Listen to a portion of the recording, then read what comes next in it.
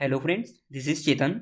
कुछ दिन पहले CMIE ने एक रिपोर्ट निकाली जो कि LFPR को लेकर थी, जिसे हम लेबर फोर्स पार्टिसिपेशन रेट भी कहते हैं। दोस्तों, यहाँ LFPR का मतलब होता है कि 15 से 60 सालों की उम्र के लोगों में काम तलाशने की दर क्या है।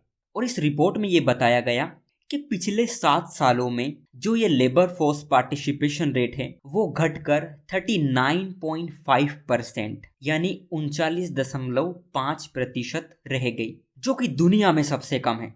इसका मतलब है कि अगर 100 लोग काम करने योग्य हैं तो उनमें से सिर्फ करीब करीब 40 ही ऐसे लोग हैं जो काम को ढूंढ रहे हैं, एंड बाकी बचे सब घर बैठे हुए हैं या किसी नॉन इकोनॉमिक एक्टिविटी में लगे हैं। दूसरी बात हैरान करने वाली ये है कि वहीं हम विमेन की बात करें तो ये रेट सिर्फ 8.8% है। इसका मतलब है कि अगर 100 महिलाएं काम करने योग्य हैं तो उनमें से करीब करीब 10 ही ऐसी महिलाएं हैं जो काम की तलाश कर रही है। सोच करके देखिए कि किसी भी देश, किसी भी सरकार के लिए कितनी चिंता की बात है, क्योंकि अगर काम की उम्र वाले 100 में से अगर 60% लोग रोजगार की इच्छा छोड़ घर बैठ जाएंगे तो देश का भविष्य कैसा होगा। दिक्कत ये भी है कि ऐसी निराशा तब बनती है जब बहुत सालों तक लोगों को रोजगार नहीं मिलता और लोग ये सोचने लगते हैं कि काम की तलाश करना ही बेकार है। इसका मतलब है कि लोग शुरुआत में काम ढूंढने के लिए निकलते हैं, बहुत सालों तक अपने लिए काम ढूंढते हैं, लेकिन जब उन्हें अपने हिसाब का काम नहीं मिलता तो वो मायूस होकर घर बैठ जाते हैं।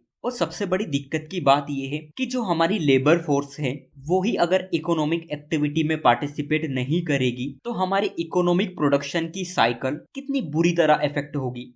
अब देखिए, इन आंकड़ों से हमें दो बातें पता चलती है।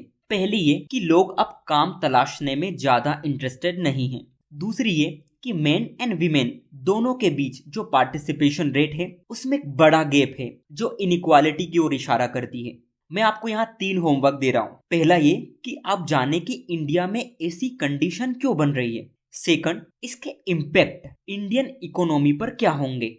एंड थर्ड, इसके लिए हमारी गवर्नमेंट क्या कर रही है। देखिए, ये टॉपिक आपके economic development, inequality, social sector scheme, industrial policy and employment generation का पार्ट है। और आपने अगर सिलेबस देखा है तो आपको पता है कि ये टॉपिक अपने आप में कितना महत्वपूर्ण है। अगर आपके सामने मेंस और इंटरव्यू में inequality, economic development, social sector scheme, industrial policy, employment generation, इन सभी से रिलेटेड कोई सा क्वेश्चन टकराता है तो आप इस टॉपिक का यूज अपने आंसर को शार्प करने में कर सकते हैं।